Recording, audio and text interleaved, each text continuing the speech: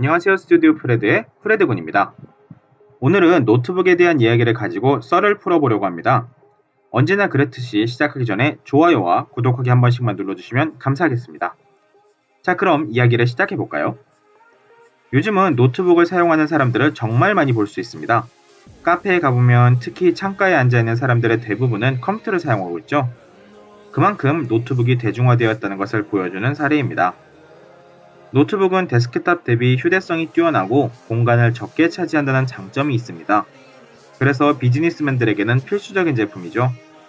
그런데 이제는 대학 생활에서도 상당히 중요한 요소 가운데 하나로 자리 잡았고 학교에서도 많은 학생들이 노트북을 가져와서 작업하는 모습을 쉽게 볼 수 있습니다. 그래서 오늘은 노트북을 처음 구매하시는 분들이나 혹은 기존의 노트북을 바꾸고자 하시는 분들에게 도움이 될 만한 정보를 가지고 왔습니다. 새학기 노트북 어떻게 골라야 될까요? 사실 노트북을 고르기 전에 가장 먼저 생각해야 하는 부분은 과연 자신에게 노트북이 정말 필요한지를 생각하는 겁니다. 그냥 남들이 하나씩 다 가지고 있는 것 같으니까 그렇게 구매하려는 것이라면 다시 한번 생각해 보시기 바랍니다. 한창 아이패드 같은 타블렛이 유행처럼 번져나갈 때 너도 나도 돈을 모아서 하나씩 샀지만 정작 제대로 활용하지 못하고 방 한쪽 구석에 처박혀 있거나 혹은 이미 팔았거나 50만원짜리 동영상 머신으로 전락하는 경우들이 대부분이었기 때문이죠. 노트북도 신중하게 생각하지 않으면 딱 이런 꼴이 날 수 있으니까 먼저 자신에게 노트북이 필요한지 진지하게 생각해 보시기 바랍니다. 자, 그럼 노트북을 고른다면 어떻게 골라야 할지 본격적으로 이야기를 시작해 보겠습니다.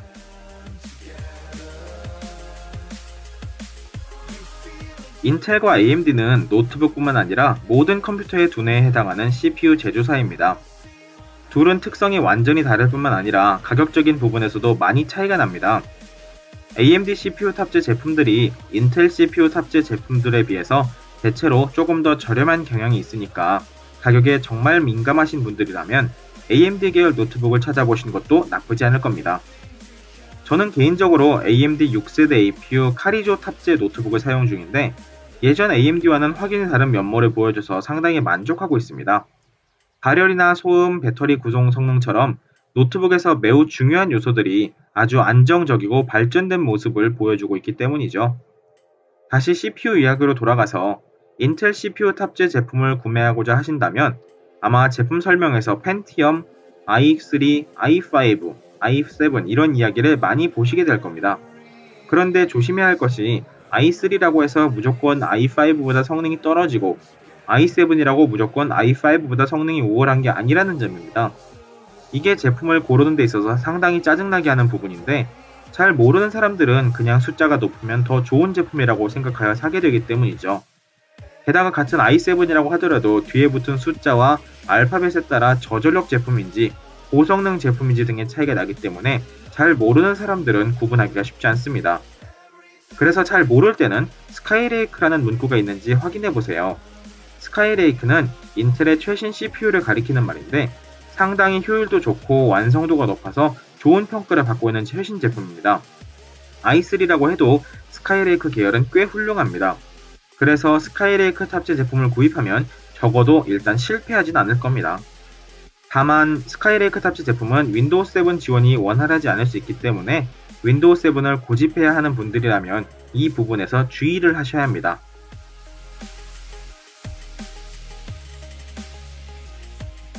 만일 AMD 탑재 제품을 찾으시는 분들이라면 주로 AMD A 시리즈를 보시게 될 텐데 이때는 6세대 APU 카리조 혹은 아직 출시되지 않았지만 7세대 브리스톨리지라는 이름이 있는지 확인하시면 쉽습니다.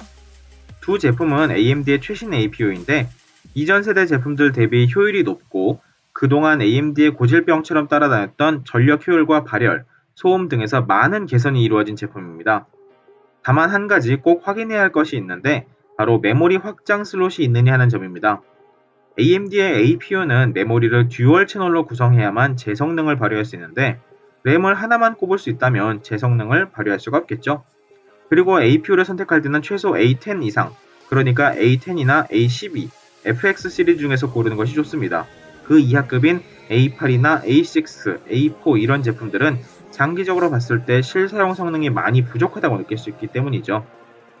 여기서 잠시 요약하자면 인텔 하면 스카이레이크, AMD 하면 6세대 APU 카리조 혹은 7세대 브리스톨 리지, 그리고 최소한 A10 이상 이렇게 기억하시면 되겠습니다.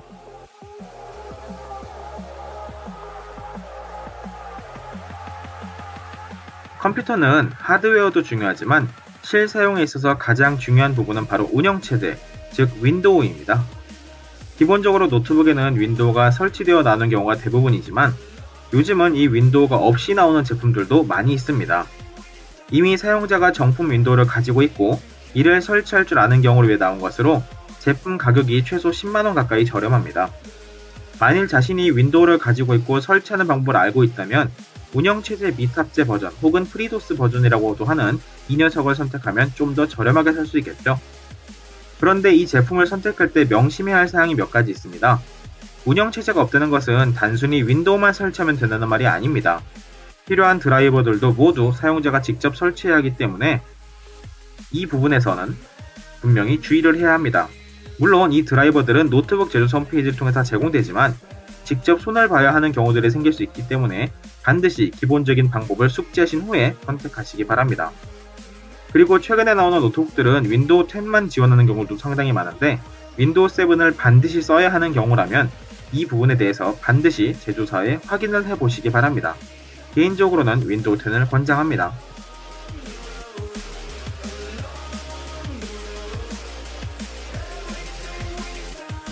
이번에는 노트북을 사용하는 데 있어서 정말 중요한 디스플레이입니다. 노트북 구성 요소들 중에서 메인보드 다음으로 가장 비싼 부품이 디스플레이가 아닐까 하는데요. 가격도 가격이지만 늘 봐야 하는 화면이라서 신중하게 골라야 합니다. 가격이 저렴한 제품들 중에서는 1366-768에 HD 해상도를 탑재한 경우가 대부분인데 이게 13인치 정도까지는 그래도 어느 정도 봐줄만 하지만 그 이상으로 올라가면 해상도가 낮아서 글씨가 자글거리거나 불편할 수가 있기 때문입니다. 요즘은 보급형 제품들도 1920에 1080 FHD 해상도를 탑재하는 경우들이 많이 있으니까 제품을 보실 때 되도록이면 1920에 1080 해상도인 제품을 선택하시기 바랍니다. 특히 특가인 것처럼 나오는 몇몇 노트북들은 거대한 15.6인치에 해상도는 무려 1366-768의 낮은 해상도를 탑재한 경우들이 있는데 이건 정말 최악입니다. 조금 과장해서 이야기를 하면 화면에 픽셀 하나하나를 다 세어볼 수 있을 정도로 화면이 보기가 안 좋습니다.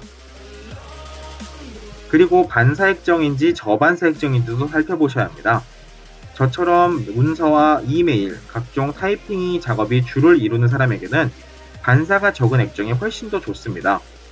반사가 적기 때문에 눈의 피로감이 훨씬 덜하고 편안하고 오랫동안 화면을 볼 수 있다는 장점이 있기 때문이죠.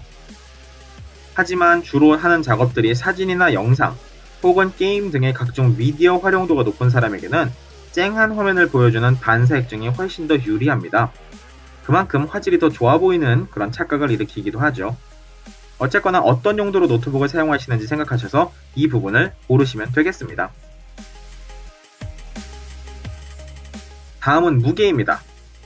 노트북은 데스크탑 대비 휴대성이 크다는 장점이 있죠. 하지만 노트북이 일정 이상 무거워져 버리면 가지고 다니기가 힘들기 때문에 이런 장점이 무색해져 버립니다. 그런데 노트북도 기숙사나 집에서 데스크탑 대용으로 사용하고자 하시는 경우라면 무게를 크게 고려하지 않아도 됩니다. 어차피 가지고 다닐 제품이 아니라면 조금 무거워도 사용하는데 아무런 문제가 없죠. 실제로 노트북은 얇고 가벼울수록 가격이 비싸지는 경향을 보입니다. 그런데 자신이 노트북을 가지고 다닐 일이 많지 않다면 조금 무겁더라도 저렴한 제품을 선택한다면 그게 가장 현명한 선택이 될 수 있겠죠. 데스크탑처럼 두고 쓸 제품을 초슬림형으로 구입할 이유가 없잖아요. 그리고 대체로 초슬림형 제품들은 그 얇은 두께만큼이나 성능도 같이 얇아졌습니다. 타협하는 부분이 생긴다는 말이죠. 초절전형 프로세서를 탑재하고 상대적으로 낮은 수준의 그래픽 코어를 탑재하기 때문입니다.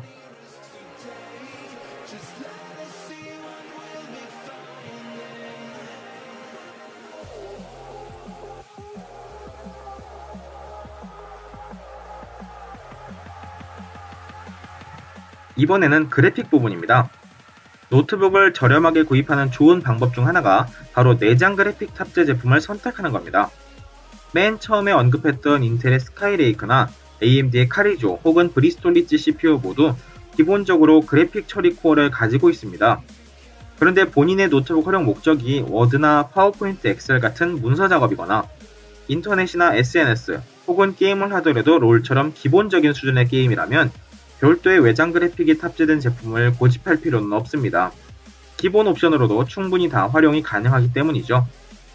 자신이 하는 작업이 그래픽카드의 영향을 많이 받는 것이라면 말이 달라지겠지만 일반적인 대학생활에서의 업무라면 사실 기본 사양 제품으로도 전혀 부담 없이 즐길 수가 있습니다. 속도 차이를 느끼고자 한다면 차라리 SSD 탑재 제품을 구입하는 것이 훨씬 더 체감 효과가 큽니다. 노트북으로 오버워치를 즐기고자 하는 분들이라면 고사양 CPU, 고사양 GPU 탑재 제품으로 가셔야 합니다. 어지간한 수준으로는 중급 옵션으로도 구동이 어려울 수 있기 때문이죠. 자, 이제 마지막으로 브랜드입니다.